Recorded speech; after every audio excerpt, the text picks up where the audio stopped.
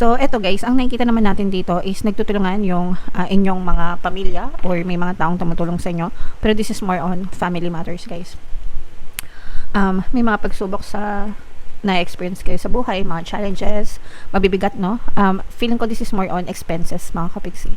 Ibig sabihin, parang marami kayong expenses, maraming gastusin, maraming sinusuportahan.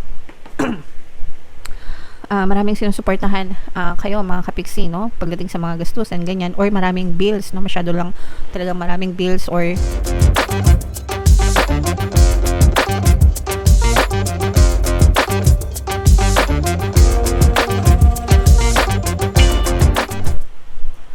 hello guys, hello Pisces, welcome back to Pinoy Pixie Tarot. Ang pamagat ng episode natin for tonight is Full Moon Kapalaran para ngayong May para sa Pisces, Sun, Moon, Rising, Sign, and Venus.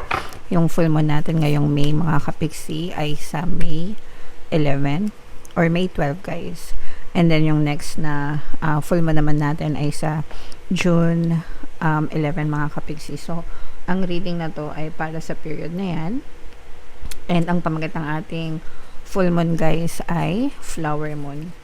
And by the way mga kapiksi, no, sa mga naghahanap ng mga pampaswerte na lucky charms, bracelet, aventurine at saka citrine, yung nire-recommend ko, may mga products guys dun sa description box nitong video. Click nyo lang yung mga products doon. Pwede na kayo mag-check out mga kapiksi. So ito yung moon message para sa inyo guys. Napakaganda. A win-win outcome is forecast. So, whatever happens mga kapiksi, palagi kang panalo. Okay? And isa sa mga favorite affirmations na sinishare ko sa inyo guys is everything is always working out in my favor. Okay? Excuse me. So, favorite ko yan. Palagi ko yung sinasabi. And whatever happens guys, pag palagi yung sinasabi yan, palagi kayong panalo sa buhay. You're always winning and talagang palaging pabor sa inyo yung mga sitwasyon mga kapiksi, okay? So, palagi nyo lang i-affirm yan guys, kahit ano pang sitwasyon yung meron kayo right now. And attune to the moon, let go of that which is falling away. Yung mga tingin nyo na wala na, no? Wala na pag-asa, hopeless na mga kapiksi. Maybe it's about time na i-let go nyo na yan. Mag-move on na kayo. Kalimutan nyo na, especially things that happened in the past, mga kapiksi, no? Kasi minsan, lalo lang siyang nagpapahirap sa buhay nyo. Na-stuck kayo sa buhay nyo, walang movement, hindi maka-move on. So, yeah. Additional meanings for this card guys. See the other person through the eyes of love. It will change your perspective. Ito kahit sinong tao sa paligid nyo guys. Minsan kasi 'di ba, may mga times na naiinis tayo sa isang tao kahit wala namang ginagawa sa atin, 'di ba? So, kahit sino pa yan, SP mo, kamag-anak mo, kaibigan mo, katrabaho mo, kapitbahay mo, always look at them through the eyes of love. Ibig sabihin, palaging maganda yung tingnan nyo sa kanila. The reason kung ba't kayo naiinis sa kanila guys is tinitingnan nyo kasi yung pangit, no? Pangit na ugali, pangit na ginagawa, yung pangit na version ng sarili nila. Pero pag tinignan nyo yung magandang version nila, magbabago yung paningin nyo sa kanila. And kapag nagbago yung perspective nyo sa kanila, magbabago din yung pakikitungo nila sa inyo mga kapiksi. For some of you guys, it's time for you to make a firm decision.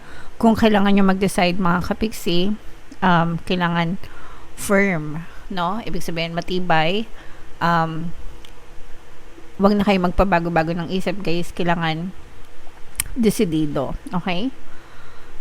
It's time for you to focus on yourself for a while mga kapiksi. Sometimes nakalimutan na natin yung sarili natin dahil sa masyadong marami tayong responsibilities or obligasyon sa buhay natin, no? So focus naman kayo guys sa sarili nyo.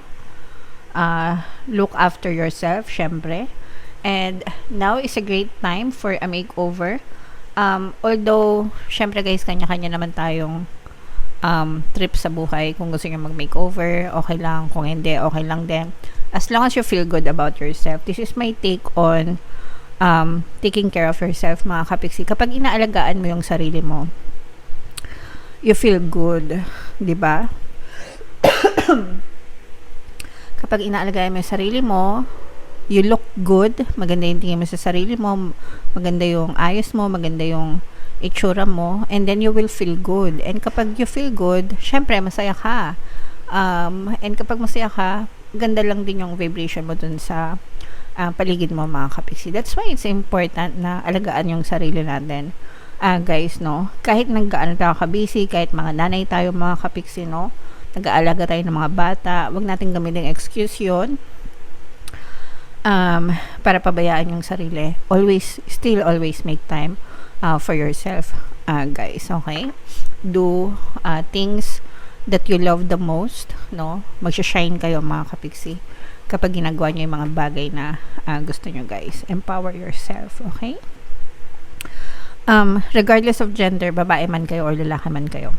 So, comment down below, guys, if naka-resonate kayo sa message. So, tingnan natin, guys, yung ganap sa inyo.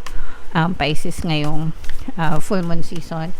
Shuffle natin to, mga kapiksi. Habang sinashuffle ko to, panoorin nyo muna yung video natin regarding sa ating paano mag-manifest ng abundance video course. Kapiksi, sawa ka na ba sa mga struggles at hirap sa buhay mo? Masipag ka ba at masikap sa buhay ngunit hindi ka pa rin umaasenso? Ilang beses ka na bang nag-attempt magnegosyo at mag-invest pero palagi ka pa rin nalulugi? Sa pagkakataon na ito ay maaaring may subconscious beliefs ka na nagiging balakid sa iyong pag-unlad at pagyaman. Introducing, paano mag-manifest ng abundance video course. Dito ay matututunan mong ma-overcome ang mga balakid mo para tuluyan ka ng umunlad, umasenso, sumagana, maging matagumpay, successful at maswerte sa iyong kabuhayan, pera, trabaho, negosyo sa lapi at kaperahan ng bonggang-bongga. Dali, mag-send na ng email sa pinoypixie@gmail.com at simulan na ang iyong pagyaman ngayon. Alright, so sa lahat ng gusto mag-avail ng course, guys, naka-flash sa screen nyo. Una, meron tayong paano mag-manifest ng abundance video course. Meron din tayong paano pabalikin si ex revised breakup. And meron din tayong paano mawala ang third party at magkaroon ng harmonious na relationship. Sa mga interesado, guys, mag-send lang kayo ng email sa pinoypixie@gmail.com. So, Pisces, guys, kaya ay represent ng Queen of Cups. Ito yung ating moon energy, mga kapiksi. So, latag natin yung spread, guys. Pasensya na kayo sa boses ko, guys. And kagaya nga ng sabi ko kanina, mga kapiksi, sa lahat ng gusto mag-avail ng mga pampaswerte na Lucky Charms bracelet, Aventurine and Citrine, yung pinaka-recommended ko. May mga products, guys, sa description box nitong video. Check out nyo na, mga kapiksi. So, Pisces, this is both negative and positive, guys. Unahin natin yung negative, mga kapiksi, no? For some of you, mag-ingat kayo sa mga manloloko, mga kapiksi, kasi maaari kayong matakbuhan, okay? Lalo na, guys, sa pera. Magdadala ito ng malaking disappointment sa inyo, mga kapiksi, kasi baka ma-scam kayo. Pwedeng scam sa mga online scam, ganyan, sa mga text, or alam nyo na, maraming mga uri ng scammer ngayon, mga kapiksi, sa social media. So, mag-ingat-ingat kayo sa mga text, sa mga tawag na natatanggap nyo, sa mga email, no? Kasi baka mabiktima kayo ng scam. Another na pang-scam is yung pangungutang, mga kapiksi. Meron ditong presence ng water sign, Cancer, Pisces, Scorpio, at saka fire sign, Aries, Leo, Sagittarius.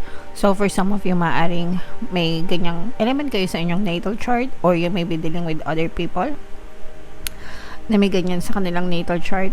Pero, kapag nagpautang kayo, mga kapiksi, make sure na nag-iingat din kayo, kasi kapag maaari kayo matakbuhan sa utang, mga kapiksi. At saka yung mga nag-guarantor, guys, no? Yung mga naglo-loan tapos ginagawa kayong guarantor, pwedeng mag-backfire yan sa inyo, kasi baka takbuhan yung mga loan nila tapos kayo yung magbabayad, mga kapiksi. So, medyo masakit yan sa ulo nyo, guys, no? Kasi at saka medyo immature itong person na to. Parang hindi nila iniisip na makakasama sila sa kapwa nila. So, mag-ingat kayo sa mga taong pinagkakatiwalaan yung mga kapiksi. And sa love and relationship naman, guys, napakaganda na. Very harmonious naman itong love and relationship na nakikita natin for some of you. Yung iba, guys, parang bago pa lang yung relationship nyo. Or yung iba naman, pwedeng parang nare-renew yung inyong relationship. Pero nakikita natin na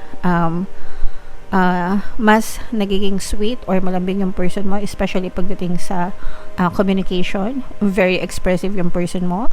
Palagi nag-chat, nagte-text, tumatawag, ganyan. So, parang, at saka palagi kang nasa isip nitong person na to, mga kapiksi, lalo na kung pinapakinggan nyo guys yung ating pampabalisa at saka pampamis na subliminal. Super gandang combo niyan, mga kapiksi, kaya pakinggan nyo na para hindi na kayo maalis sa isip ng person nyo. Okay? So, comment down below if feeling nyo naka-resonate kayo dyan, mga kapiksi. Meron din mga challenges, no? Syempre may positive, may negative din, guys. So, dito nakita tayo ng mga challenges or pagsubok, but at the same time may mga positive din, especially sa relationship. So, eto guys, ang nakikita naman natin dito is nagtutulungan yung inyong mga pamilya or may mga taong tumutulong sa inyo, pero this is more on family matters, guys. May mga pagsubok sa na-experience kayo sa buhay, mga challenges, mabibigat, no? Feeling ko this is more on expenses, mga kapiksi. Ibig sabihin, parang marami kayong expenses, maraming gastusin, maraming sinusuportahan. Maraming sinusuportahan kayo, mga kapiksi, no? Pagdating sa mga gastusin, ganyan, or maraming bills, no? Masyado lang talagang maraming bills or mahal na kasi yung mga bills ngayon, guys, 'di ba? Scariest place on earth, grocery store.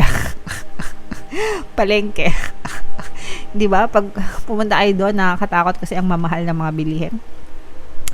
Anyway, so nakikita natin na medyo nagpapatong-patong yung mga expenses nyo, guys, and medyo nai-stress yung iba sa inyo. But ang maganda naman dito is very hardworking kayo, mga kapiksi, at saka tulong-tulong kayo ng iyong pamilya, kung paano makatipid, kung paano madagdagan yung income, nag-aambagan, especially kung marami na kayong mga adults sa loob ng bahay nyo, hindi na masyadong pabigat, and pagkos nakakatulong pa sa mga gastusin sa loob ng bahay. So, ipagpatuloy nyo lang to, mga kapiksi. Okay? So, i-maintain nyo to, guys, harmonious relationship sa loob ng bahay, sa specific person, tulong-tulong, yan, i-maintain nyo na yan, guys, sa comment section, kasi yan yung mga very positive energies na nakita natin para sa inyo, Pisces. And comment down below, guys, no, if feeling na naka-resonate kayo. And for more tarot readings, guys, excuse me, ito yung playlist nyo. Ito naman yung ating success stories ng paano mag-manifest ng abundance video course. Click here to subscribe, guys. Ito yung ating mga pampaswerte subliminals. Thank you for liking, sharing, and subscribing. See you next time. I love you all, mga kapiksi. Have a nice day. Bye-bye.